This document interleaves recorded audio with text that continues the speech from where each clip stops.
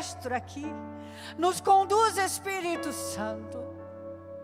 Que possamos ouvir-te, conhecer-te, penetra no mais profundo e revela-nos o coração do Pai. Revela-nos a profundidade da riqueza de Cristo e faz-nos conhecer a Cristo e sermos achados nele. Espírito Santo, leva-nos a essa profundidade de ser achado nele, ser conhecido como somos conhecidos. Que essa obra consumada se dê a conhecer, se revele de antemão aos nossos olhos, muda a nossa ótica.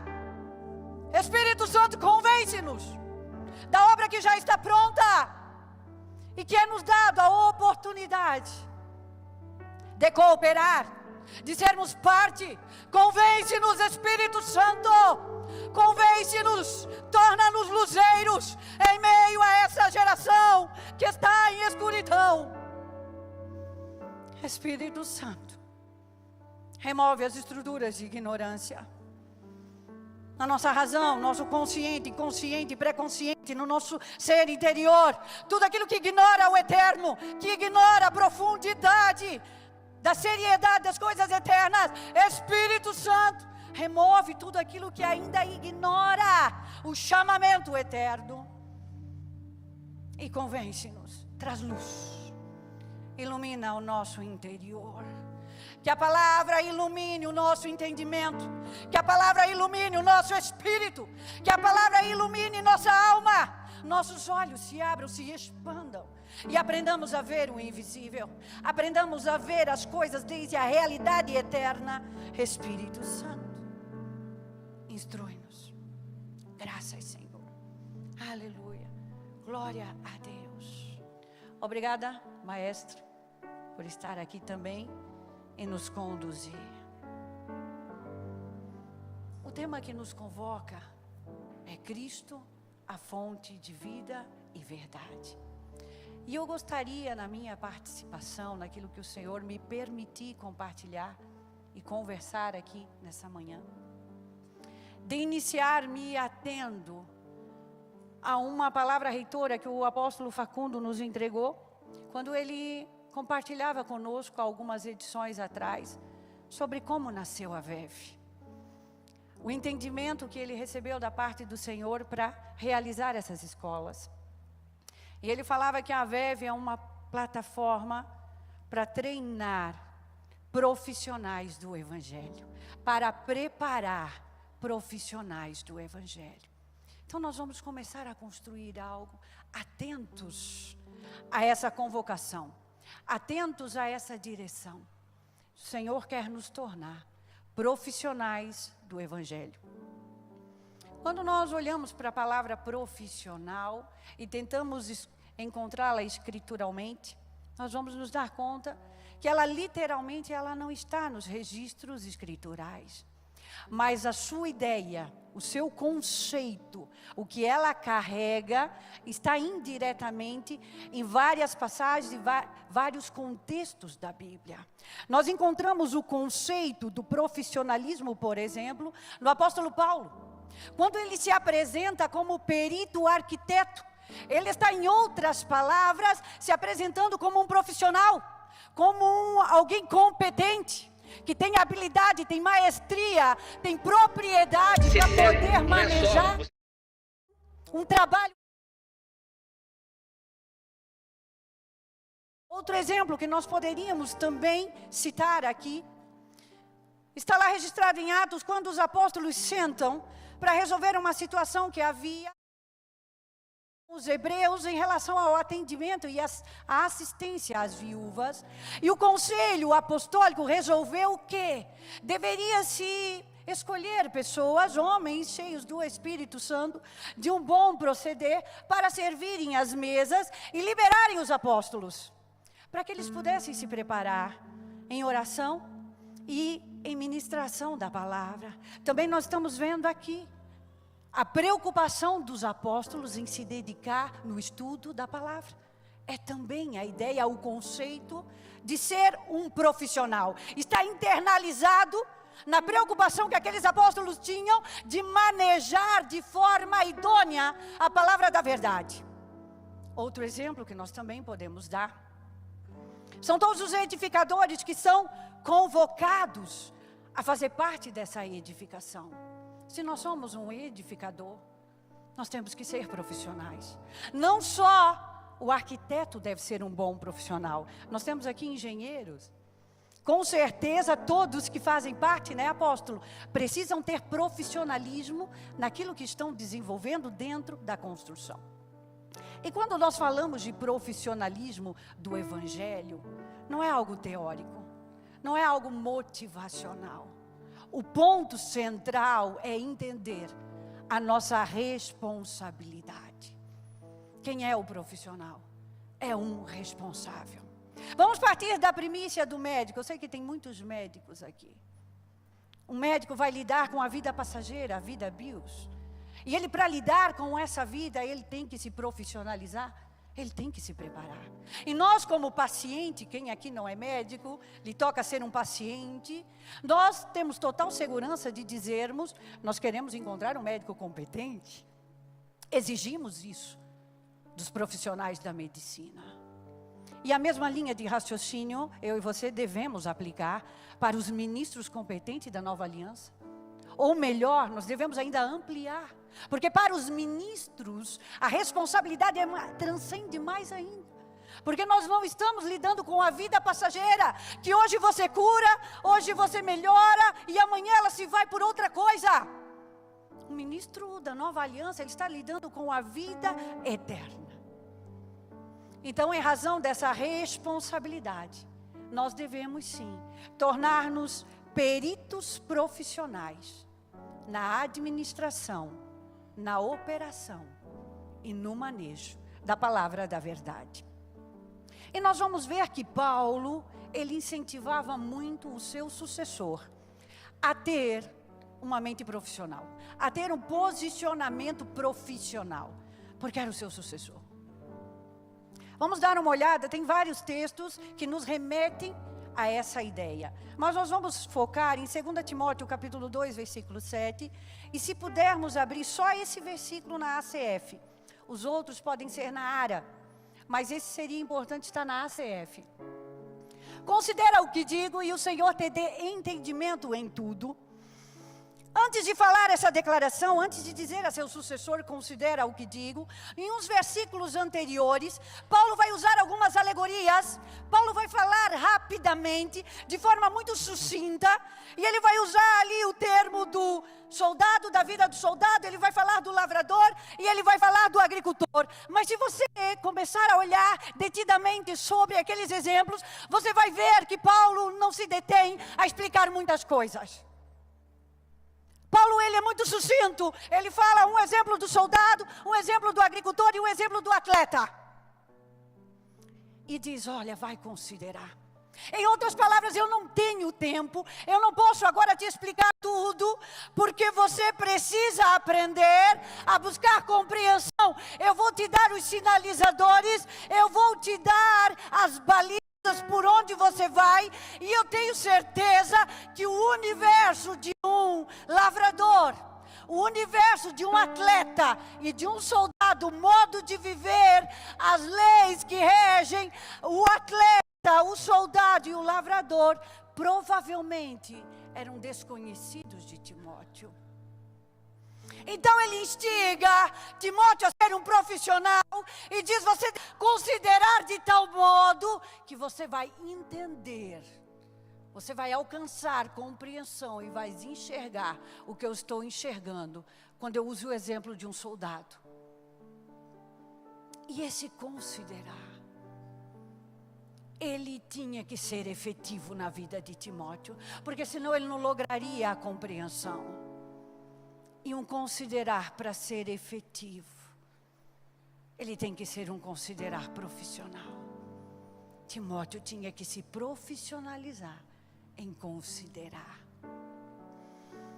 E para fazer uma consideração profissional, que você entenda com propriedade o que está sendo dito, eu não posso tirar de cena que é imprescindível uma mente acadêmica.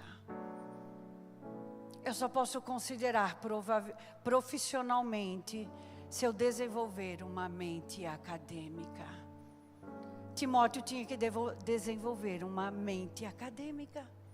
Ele tinha que fazer uma investigação científica do mundo do soldado. Ele tinha que conhecer com propriedade o modus operandi de um soldado, a lei militar. Ele tinha que fazer um trabalho de campo para saber como opera o lavrador, por que ele tem que ser o primeiro a participar. Ele tinha que saber do universo do esporte. Era uma investigação apurada, era uma investigação científica que ele tinha que fazer. Timóteo, tens que destravar uma mente acadêmica, porque tu precisa encontrar uma estrutura que vai te dar conhecimento de causa. Quando tu tiveres conhecimento de causa, vai operar dentro de ti a revelação divina. Mas primeiro tu tens que ter conhecimento de causa. E aí você vai entender porque o soldado não se atrapa com as coisas dessa vida.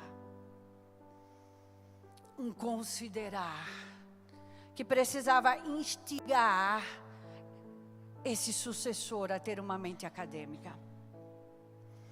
Quando nós olhamos para o acadêmico, para a realidade do acadêmico, quando um acadêmico, ele é exigido para fazer uma investigação científica, uma investigação profissional e apurada de um determinado tema, como Timóteo deveria fazer, qual é a primeira coisa que um acadêmico ele deve conhecer? Não pode burlar, ele não pode passar por alto. O que um acadêmico precisa conhecer antes de fazer uma investigação científica e profissional? Vamos dar um exemplo. Imagine você, um mestrando, que ele está diante da banca para apresentar sua dissertação. Ele está fazendo a defesa da sua dissertação. Ele fez um trabalho impecável de investigação científica. A linguagem dele escrita tem um viés crítico, reflexivo, como todo coordenador de banca iria elogiar. E ele está fazendo ali a defesa do seu mestrado, está apresentando a sua dissertação. Mas tem um ponto que nós precisamos agora olhar.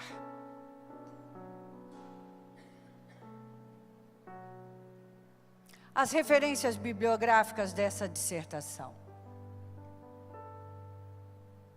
As referências são Wikipédia, YouTube, Facebook, o mais vago possível. Digam-me, vocês acham que essa dissertação, ela tem chance de ter uma validade acadêmica? De ser validada academicamente? O que vocês acham? Não, pastor. É muito provável que não. Porque ela não vai validar.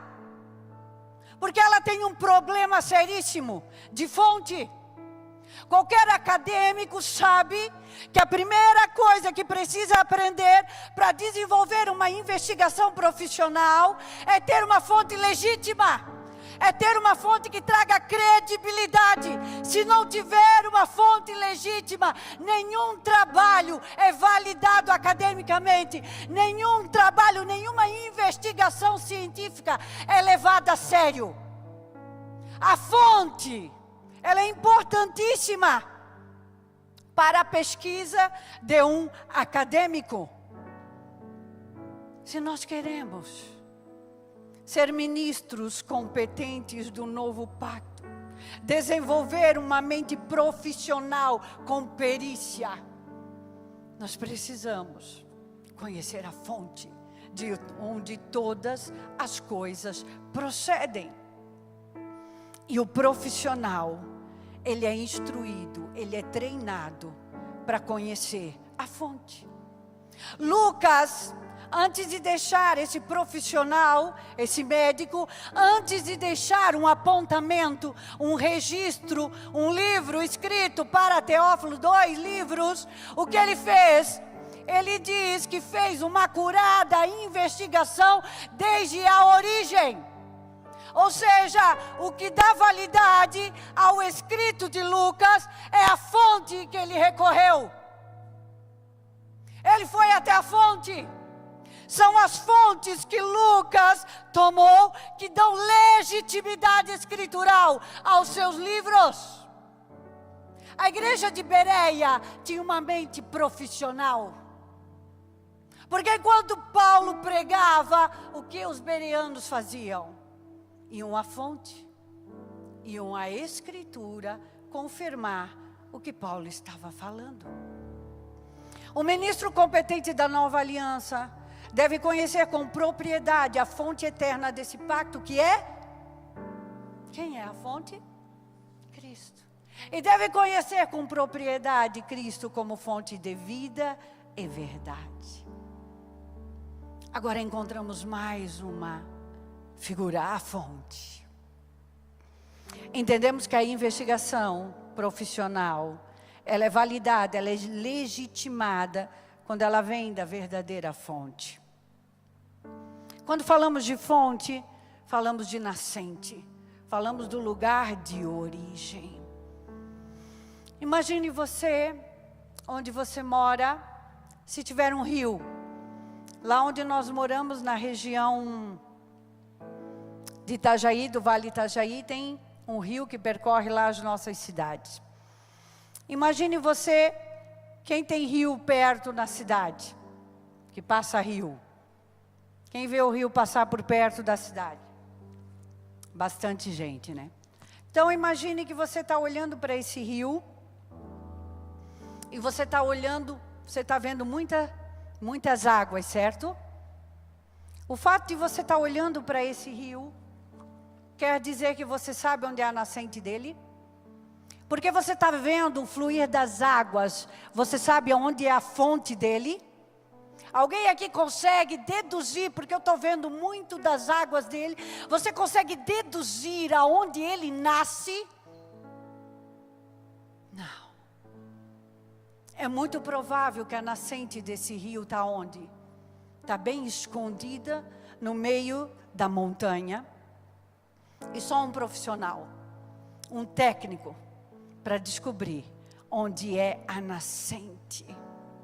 Um profissional do evangelho, um perito arquiteto, ele precisa se profissionalizar. Não para ver as muitas águas que estão por aí, mas para ver de onde elas nascem. Para ver aquilo que está escondido, aquilo que ninguém vê. Ele precisa aprender a ver o que não está aparecendo visivelmente. E Paulo, seguramente que ele é uma referência para nós nesse sentido. Nós não temos tempo para ler, então eu só vou citar e vou pedir para vocês anotarem. Atos do 21, do 11 ao 14. Você vai lembrar o episódio, ele está ali na casa de Filipe, o evangelista, e o profeta vem e pega seu cinto. E ele profetiza o que vão fazer em Jerusalém para o dono daquele cinto, e todo mundo começa a chorar. E começa a tentar fazê-lo desistir de ir a Jerusalém. Se o Paulo não conhecesse a fonte daquela visão profética, ele seria persuadido pelos seus irmãos. Todo mundo chorava. Todo mundo dizia: Paulo, te poupe, não vá, Paulo.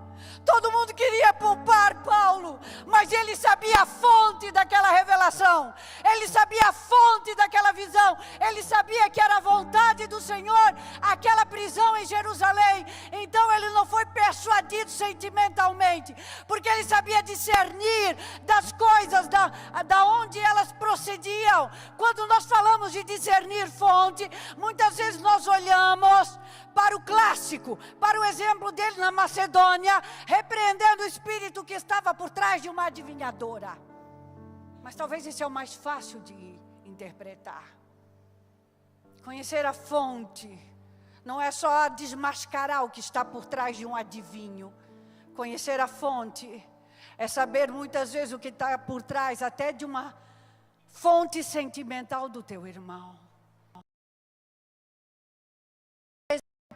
Que nós podemos dar aqui sobre a importância de conhecer a fonte é o apóstolo Pedro, onde estava recebendo a oferta de Ananias e Safira.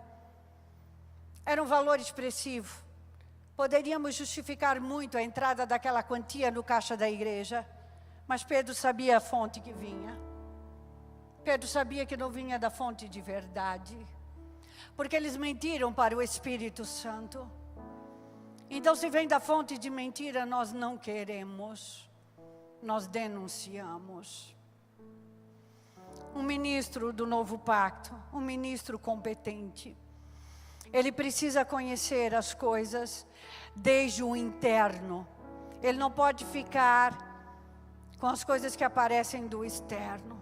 Ele precisa desenvolver essa propriedade, essa habilidade, para identificar as coisas que estão escondidas no interior, na fonte, onde tudo nasce. Faz sentido para você até aqui? Conseguimos caminhar por essa base introdutória? Pensando nisso, nós vamos trabalhar rapidamente 4 pontos, bem rápidos. Creio que vamos conseguir. Primeiro ponto, porque alguns beberam dessa fonte e foram reprovados. Só anote que não vamos ter tempo de ler. 1 Coríntios 10, do 1 ao 5. Porque alguns beberam dessa fonte e foram reprovados. Você vai lembrar desse texto. Paulo está falando da geração de Moisés. Eles beberam da pedra, da fonte espiritual que era Cristo. E Paulo está mostrando que mesmo eles bebendo dessa fonte, eles foram reprovados. Talvez nós possamos dizer, eles foram reprovados porque naquele tempo, naquele pacto, ainda era a velha natureza. Mas dentro desse contexto, nós não podemos generalizar nesse sentido. Porque a denúncia de Paulo diz que a maioria não agradou o Senhor. E nós sabemos que a maioria não são todos. Então havia ali algumas pessoas que beberam da fonte e foram aprovados. Então o ponto é nós olharmos, a advertência é para olharmos para os que reprovaram. E Paulo diz, olha, beberam dessa fonte e fica a advertência. Cuidado, não vão fazer caso que vocês bebam dessa fonte e também venham incidir no mesmo erro. E ele começa a elencar o erro dessa geração, que bebeu a fonte que é Cristo. E ele vai dizer, eu encontrei nessa geração, neste povo, imoralidade, idolatria, colocaram o Senhor à prova e murmuraram. Mas o ponto desse perito arquiteto, que faz uma investigação profissional, que vê desde a nascente, ele vai trazer como um problema maior, a temática maior da narrativa de Paulo, nessa parte da carta, que ele está se referindo a essa geração, a esse exemplo, a ênfase de Paulo é sobre a idolatria. E ele vai dizer no versículo 14, portanto, ou seja, por tudo isso que eu estou falando para vocês, que esse povo bebeu dessa fonte e não agradou o Senhor, por causa disso, amados, fujam da idolatria. Então nós estamos diante de pessoas que beberam da fonte, mas não agradaram a Deus, por causa da idolatria. E aí nós devemos conceituar idolatria, porque a idolatria é um tema também muito amplo, que nós poderíamos ramificar de várias óticas, darmos várias perspectivas para a idolatria. Poderíamos focar no bezerro de ouro, mas o bezerro é só um ato externo, ele não se formou sozinho. Ele só se formou, se materializou externamente, porque algo começou internamente. E Paulo vai definir idolatria aqui, dentro do que ele está construindo.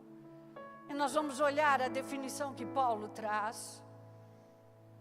Porque nós temos que entender que essa fonte, ela requer que nós tenhamos perícia para administrá-la. E quando ele vai definir idolatria, 1 Coríntios 10, 7, aí podemos colocar que é a definição que ele dá dentro do que ele está construindo na carta. Não vos façais, pois, idólatras como alguns deles, conforme está escrito, 2 pontos. Quem é da língua portuguesa sabe que depois de 2 pontos vem a explicação. Vem a tradução do que se quer dizer. O povo assentou-se a comer e a beber e levantou-se para divertir-se, diz outras versões. Paulo associou idolatria aqui, porque beberam da fonte, mas estiveram em mesas incorretas.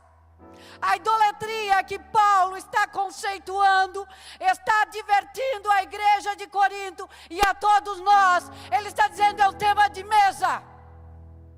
Tem uma mesa, que aquele que bebe da fonte também às vezes quer participar.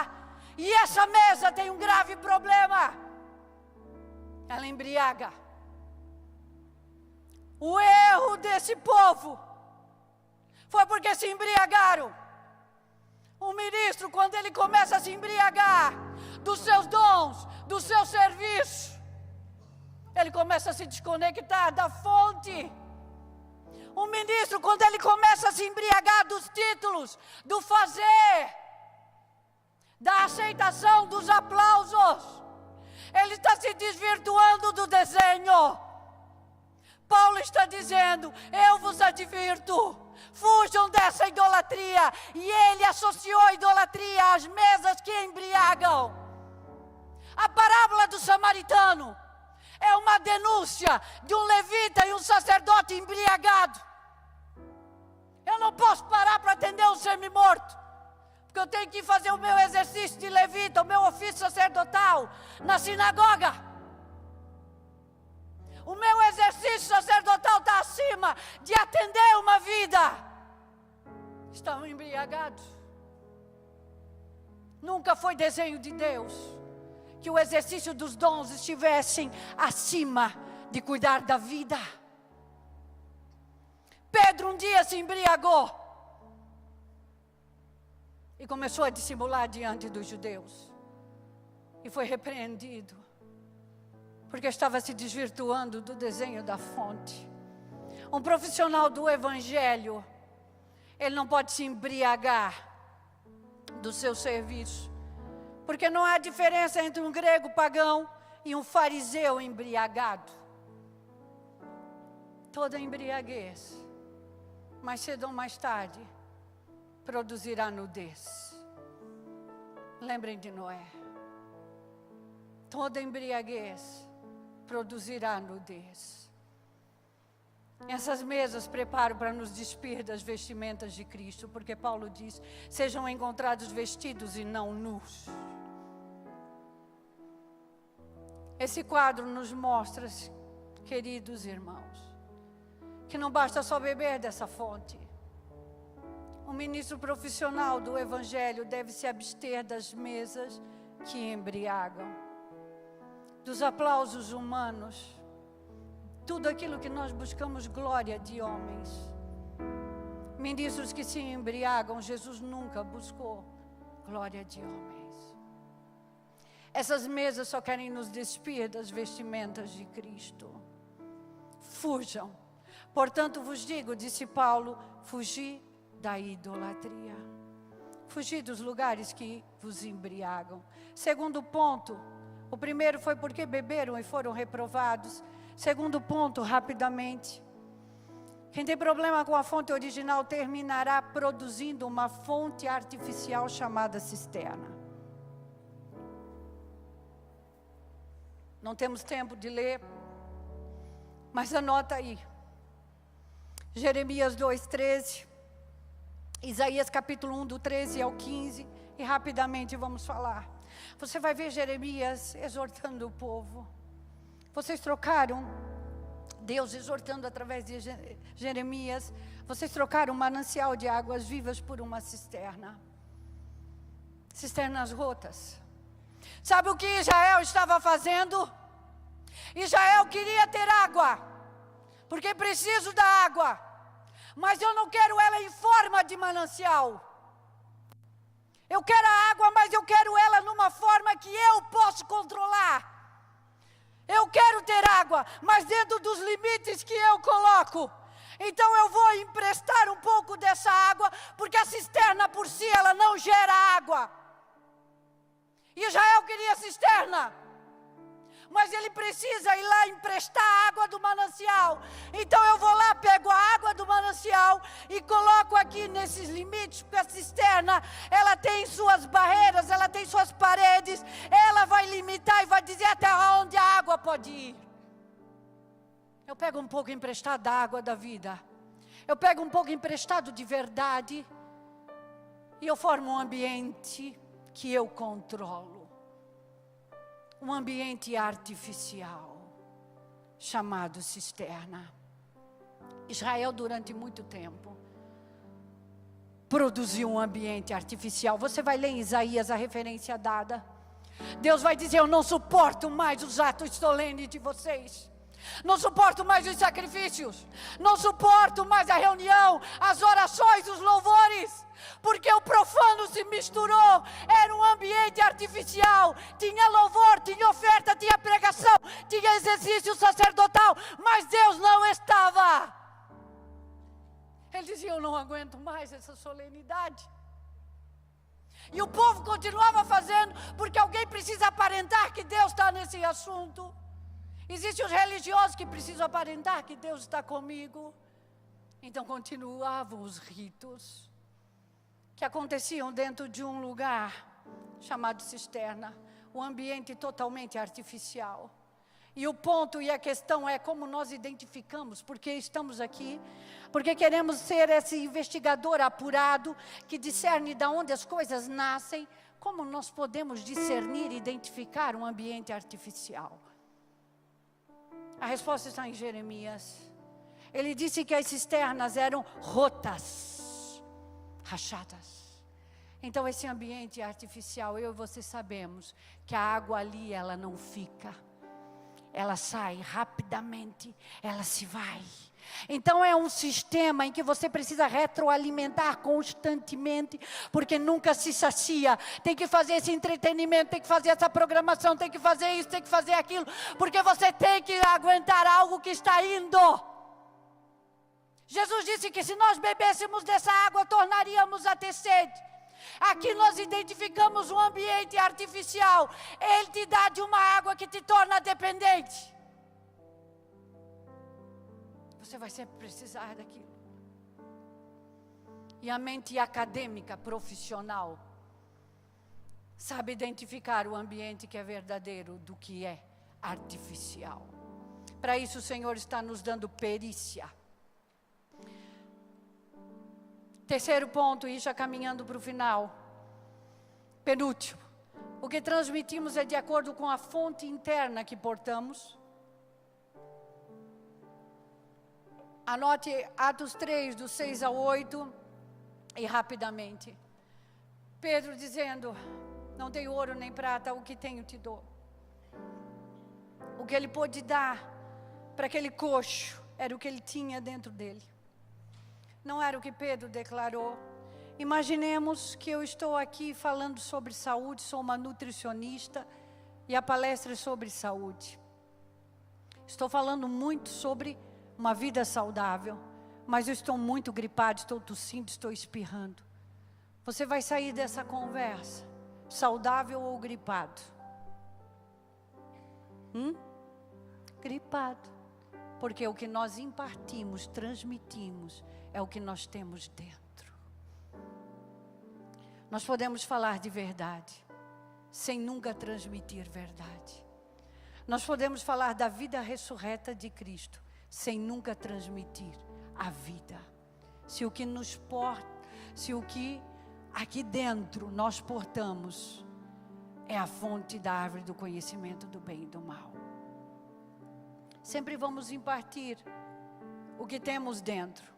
Temos o exemplo dos 10 espias que falaram relatos verídicos daquele território, daquela localização, mas não impartiram verdade. Porque a verdade era, eu vou lhes dar essa terra. E dentro desse ponto, eu achei algo muito interessante, um caso. Mês passado nós fomos para o Rio Grande do Sul, bem rapidinho. E nós tivemos uma experiência, ficamos lá no hotel, eu e a Fábio, lá em Porto Alegre. E de manhã, quando nós fomos tomar café, tinha um rapaz lá que falava muito alto, videochamada, com uma moça. E ele falava bem alto, era impossível não escutar ele. E ele se derretia para aquela moça, amor da minha vida, e não sei o quê. Ai, como eu queria pegar um avião agora e ir para Brasília e te encontrar. Meu Deus, parecia assim um homem muito romântico. No outro dia, nós fomos tomar café no mesmo lugar. E esse rapaz estava com outra moça, que não era a que ele estava falando, que era de Brasília. E já estava chamando essa outra moça de meu amor. O que nós aprendemos aqui? Se aquela de Brasília não conhecer a fonte, não saber de onde procediam as declarações daquele rapaz, ela estaria o quê? Sendo enganada. Porque nós devemos aprender a conhecer a fonte, para não sermos enganados, queridos. Paulo disse, sei que depois da minha partida, entrarão lobos no meio do rebanho, que não vão poupar as ovelhas. Nós precisamos conhecer da onde as coisas vêm, para não sermos enganados. E agora o último, e já encerro e finalizo aqui. Um profissional do Evangelho deve desenvolver uma mentalidade acadêmica. Romanos capítulo 12, versículo 2. E não vos conformeis com este século, mas transformai-vos pela renovação da vossa mente, para que experimenteis qual seja a boa, agradável e perfeita vontade de Deus. Para eu conseguir fechar esse ponto, vou fazer a leitura bem rápida, para não ficar nenhuma ponta solta, porque isso é muito importante. E creio que nos 3 minutos que temos, conseguiremos. Por favor, escute. Sabemos que um pensamento é diferente de uma mentalidade. Quando Paulo propõe a renovação do entendimento, ele está falando sobre mentalidade e não sobre mudar um pensamento. E quando falamos de desenvolver uma mentalidade acadêmica, a princípio, a nossa mente se levanta contra aquilo que o apóstolo Facundo falava. Nós nos levantamos contra porque achamos que estamos falando de algo que é racional, estamos falando de algo que é intelectual, que contrasta com a fé. E já nos bloqueamos. Contudo, se nos dedicamos em considerar de modo responsável em que consiste a mente acadêmica, nos daremos conta de que muitas vezes rejeitamos essa referência porque desconhecemos em profundidade a mente de Cristo. A mente de Cristo. Talvez, e você vai se assustar, mas talvez a mente acadêmica tenha mais características que a mente de Cristo que você possa imaginar. O problema é que muitas vezes nós conhecemos, o que nós conhecemos de Cristo está limitado a apenas algumas das suas expressões. Por exemplo, somos peritos em ministrar a expressão do Cristo encarnado. E está maravilhoso isso. Mas Cristo é uma fonte inesgotável. E nós precisamos perícia, nos profissionalizar, ampliar o nosso entendimento, a nossa investigação e conhecê-los em todas as suas expressões. E é claro que ainda não vamos exaurir o tema. Ele continuará sendo uma fonte inesgotável. Mas quando eu começo a me dedicar a conhecer Cristo na expressão de sumo sacerdote, quando eu começo a conhecê-lo como sumo sacerdote, eu começo a ver que a mente de Cristo é uma mente sacerdotal. E a mente sacerdotal, ela se equipara em muitos à mente acadêmica. Quando você começa a investigar uma mente acadêmica, você vai encontrar uma mente sacerdotal. Vou fazer aqui algumas perguntas, só para nós entendermos a mentalidade, e já estou encerrando. Se você der um boi para um açougueiro, ele vai fazer o quê? que o açougueiro vai fazer com um boi? Vai picar e fazer bife. Se você der um boi para um vendedor, o que ele vai fazer? Vai fazer um negócio. Se você der um boi para um cozinheiro, ele vai fazer o quê? Cozinhar, fazer um almoço, um jantar. E se você der um boi para um indiano, ele vai fazer o quê? Idolatrar. Agora, se você der um boi para um sacerdote, o que ele vai fazer? Ele vai sacrificar.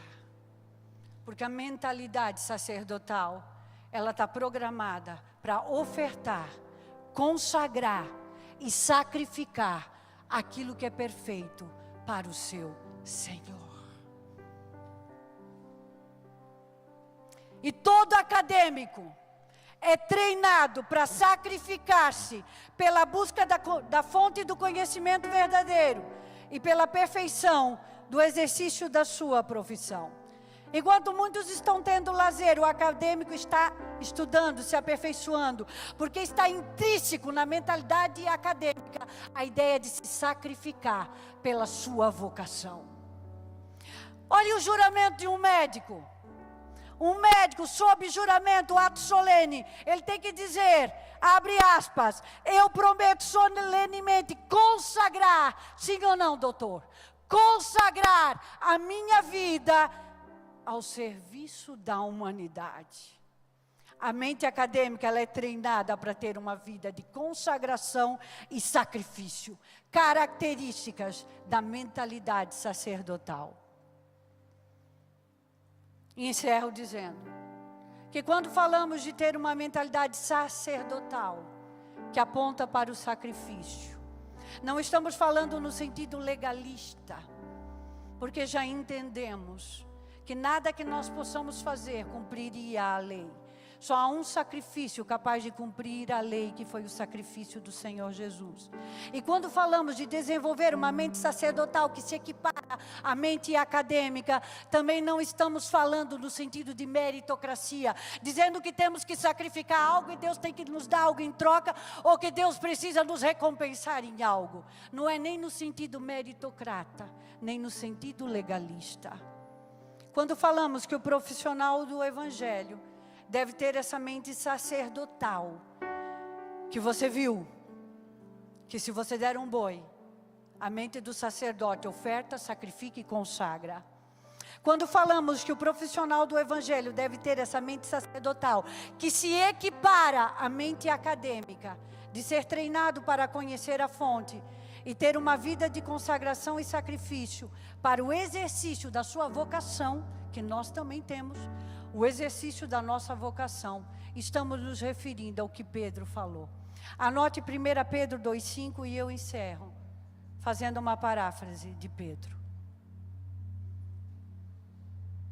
Pedro está dizendo, em outras palavras, e aqui encerro, os edificadores dessa construção, as pedras vivas que compõem esse santuário eterno, têm a responsabilidade perante essa geração, de serem peritos sacerdotes, que conhecem com propriedade os sacrifícios espirituais, que são agradáveis a Deus, por intermédio da única fonte, que é Cristo Jesus, nosso Senhor. Amém?